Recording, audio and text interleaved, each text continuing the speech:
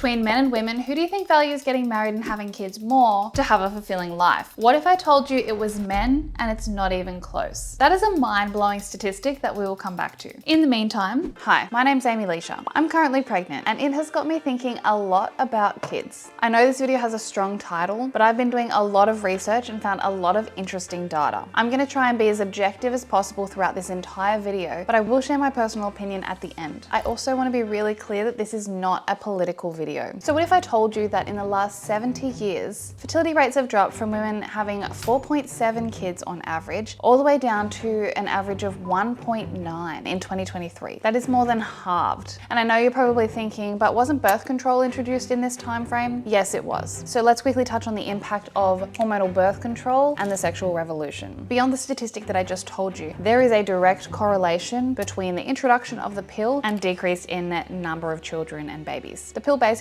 decreased the consequences for women choosing to have sex. And with this, the sexual revolution was born. Women were now more than ever able to make a child-free choice if they so wanted to. Women were having less unplanned pregnancies, but with this increased freedom, we did see a shift in societal norms and structures. Casual hookups and number of sexual partners began to rise and become more widely accepted, where the traditional family dynamic was on the decline, with marriage rates decreasing globally. The pill was not the only factor to impact the decline of children, as the statistic has continued to decrease 50 years into the availability of the pill. And it's still declining today and projected to continue declining rapidly. Let's dive into the declining social trend towards having children. This research came out in 2023. This is from the Pew Research Center. They surveyed a whole variety of people. When asked what it takes to lead a fulfilling life, the public prioritizes job satisfaction and friendship over marriage and parenthood. 1 in 4 adults, or 23%, say that having children and being married is extremely important or very important for having and living a fulfilling life. Contrast, 71% of people say having a job is really, really important for living a fulfilling life. Let's break those statistics down into men and women. Women actually placed more value on job satisfaction and enjoyment for living a fulfilling life than men did, at 74% of women versus 69% of men. So coming back to the statistic at the start, interestingly, more men at 28% actually valued family and children more than women did at 18% when it came to living a fulfilling life. This had me falling off my chair. Never in my life did I think that men would want family and children more than women. That really seems backwards. So let's take a look at what may be causing the societal shift away from family and towards money, security, and career. Looking at another survey by the Pew Research Center, it finds that society places a higher value on masculinity than it does on femininity. And about half the people in our society say they look up to masculine men, where far fewer, only 32%, say that they would look up to feminine women. So we can see that there is a deep-seated feeling cross-culturally that masculine roles are of higher status and value. Masculine characteristics are celebrated and desired by both men and women, which is then driving women away from traditional roles and raising children. I don't know about you, but I certainly grew up feeling like there was such a push for go get a career, go to university, get a job. Even to this day, there's a part of me that feels almost shame to put all of that on hold to have children. Yet the role of a mother is so valuable and important, yet society doesn't celebrate it like it does celebrate masculine roles and career. It's interesting to see how far it's actually gone, where these days, of people who are 25 years or over, women are more likely to have a 4-year college degree than men. And American colleges and universities are actually enrolling roughly 6 women for every 4 men. So we can see from an education side of things that women really are chasing the careers a lot more than men these days. So with many more women in the workforce, we're seeing women choose to have kids later in life. 2023 statistics show that fertility rates for women in their 30s have actually increased, where fertility rates for women in their 20s have actually declined. Back in 1961, 49% of first-time mothers were under the age of 25. Think about that, under 25. Contrast that to the sharp decline we see in 2020, where only 14% of first-time mothers were actually under the age of 25. So already we've seen a small shift in the upwards age direction. But when we look at 30 years and above, we actually see the opposite occur. In the 80s, there was only 15% of women over 30s having their first child. The new statistic in 2022 says that 53% of women over 30 are having their first child. It is literally swapped. So we've got more women in their 30s having kids, and we have less women in their 20s having kids. And about 20% of women in the US have their first child after the age of 35. Now, when you think about that, 35 is actually quite late, especially knowing as women, our biological clock and fertility window is only so many years. At age 35, research shows that fertility starts to decline quite rapidly. So it is quite fascinating that women are leaving having kids kids so late these days. But why is this occurring? Because women are choosing to have a career over having kids unless you're extremely well off and financially can afford childcare. But even then, that doesn't give you more time. UK data shows that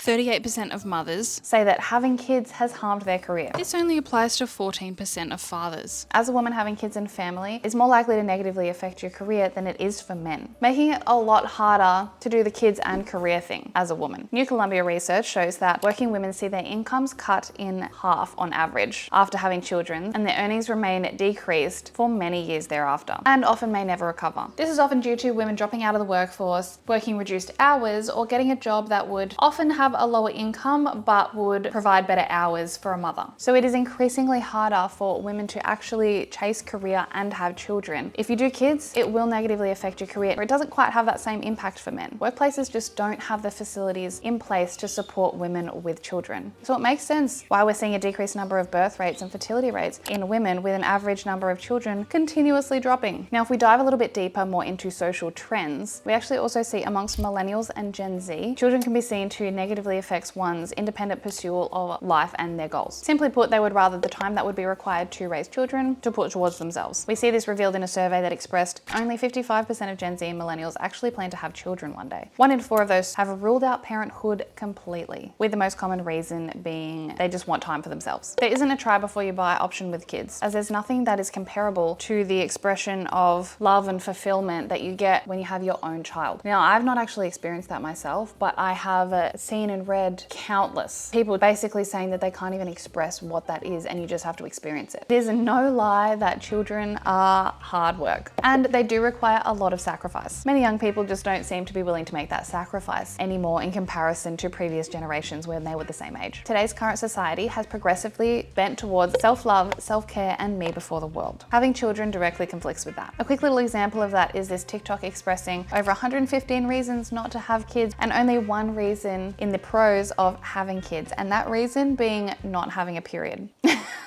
This TikTok has nearly 12 million views on it and over 2.4 million likes. People are clearly responding to this. I thought it was a good little example of where Gen Z and millennials are currently at. This cultural shift towards self-love, it's ultimately prolonging adolescence into adulthood. The younger generations are just not ready to grow up. As an almost 30-year-old with no kids up until this point, I can relate. Just purely observing social trends and not addressing the economic state and the other factors that can affect Gen Z's decisions, what we do see is Gen Z cares less about the traditional responsibilities and milestones of an adult that we typically saw play out 50 plus years ago, and they've replaced those values with celebrating travel, independence, and singleness. Now, not looking at Gen Z alone, but looking at all people, a Pew Research study showed that 44% of people actually say that it is not likely that they will have kids at any point ever. The child-free movement online has gained traction, where we're seeing more and more people actually speak out and celebrate their choice to be child-free. Although there is a shift away from kids and staying at home with them, there is still a need for them.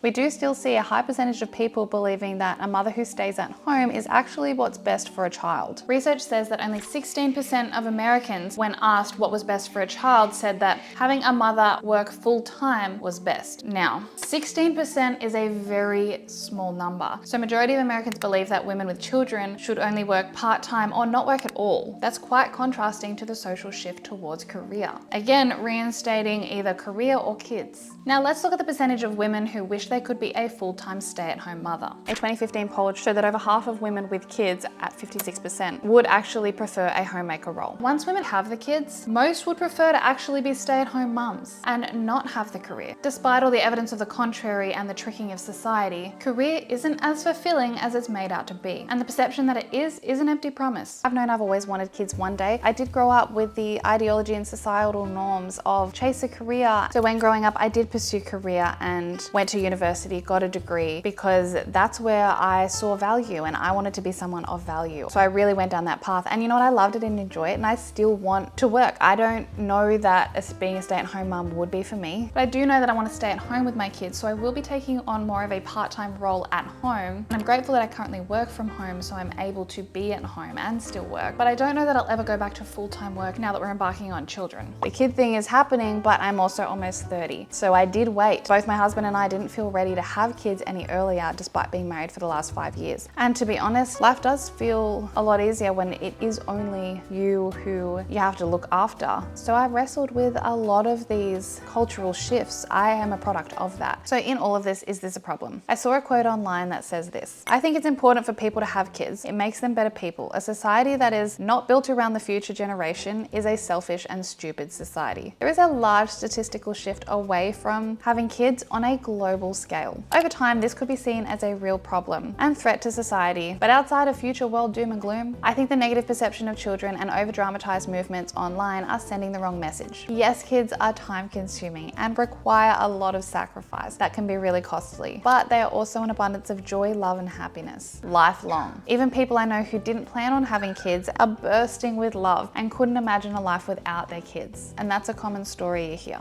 A quote from Freya India, who's in Gen Z herself, says, "It is cruel to convince young people that the most desirable life is one where you don't depend on anybody and no one relies on you. Having nothing to lose just means you have nothing of value." Now, I think that is a pretty powerful quote. No, it doesn't mean everyone should have kids, and no, it doesn't mean everyone shouldn't have kids. Some people go through life unable to have kids. Choice is choice, and it's okay regardless of what you choose. But mass cultural persuasion away from kids, just because it's some people's preference, in my opinion, is wrong. So is devaluing the role and sacrifice of a stay-at-home mum. That role should be celebrated, not devalued or compared to career at all. It's just different. No one should be esteemed above another. So on that note, I hope you found this information insightful and interesting. I certainly did when I was looking into it. It's given me a whole new perspective on society and kids. So if you like this video, subscribe and check out this video right here where I talk about this book on women's health that absolutely changed my life. It completely flipped my fertility and menstrual cycle health in a positive direction. So go check that out here, and I will see you in the next video. Go click it if you haven't already. Okay, bye.